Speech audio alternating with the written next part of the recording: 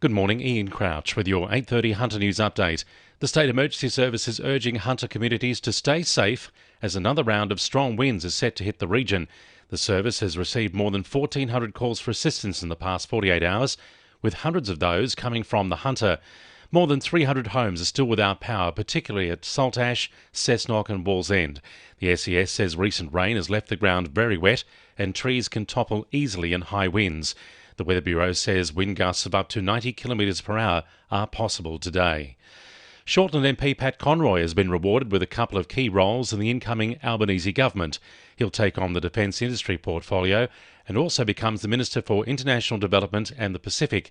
He says one of his first priorities will be improving relations with Pacific neighbours, including the Solomon Islands, which is forging closer ties with China. It's hoped the Hunter's defence industries will be given a boost, with Pat Conroy taking charge of what he says is a crucial role for the region.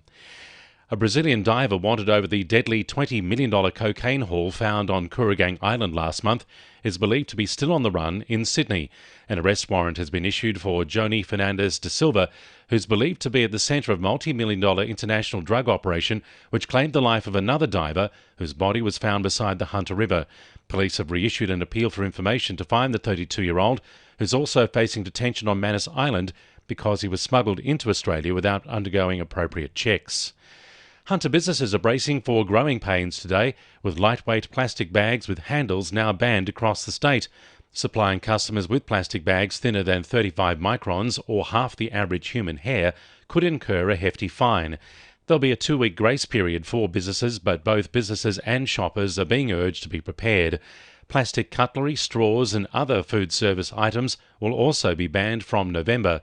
National Retail Association CEO Dominic Lamb says they hope they can iron out the issues today. We're currently working with government at all levels to encourage states and territories to work together on this and obviously looking at some type of national alignment, because these are very, very complex issues that we know that every single state and territory in Australia is embracing, and these bans.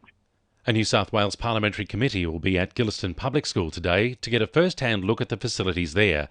Frustrated parents fronted the committee last month, telling MPs the school only has 2 ageing permanent buildings and isn't connected to town sewerage. It's hoped the visit will lead to an upgrade to cater for the school's rapidly growing student population. Port Stephens Council is set to launch a new Building Digital Skills program this month, aimed at improving technology skills in our older generation.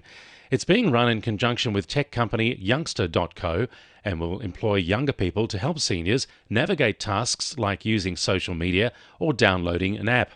Company owner Tony Rothacker says the program will go a long way for both young and old. The program will be running for the next 12 months, and we are hoping to attract up to 100 youngsters, but it's all about bridging the gap between the seniors and youngsters and connect and create meaningful jobs for the youth. 2NURFM Sport. The Knights are on a confidence high after winning against the Warriors on the weekend. They're hoping the win will be a turning point for the team as the second half of the season commences. So far, Newcastle has won 4 games from 12, with another 12 remaining. Newcastle diver Sam Fricker will compete at the Australian Open Championships, hoping to earn his place at the upcoming Commonwealth Games. Qualifying at the Championships would see the Tokyo Olympian compete at the Commonwealth Games and the 2022 FINA World Championships. And the Newcastle Knights women's side is putting all their weight into their recruitment after a winless season this year. So far, the team has secured big names like Millie Boyle and Tamika Upton. This week, the team added Novocastrian Hannah Southwell to the lineup, who's returning from stints with the Roosters and the Dragons.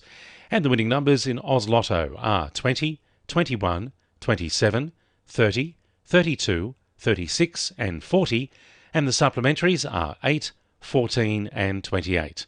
And now you're up to date with the latest 2NURFM Hunter News.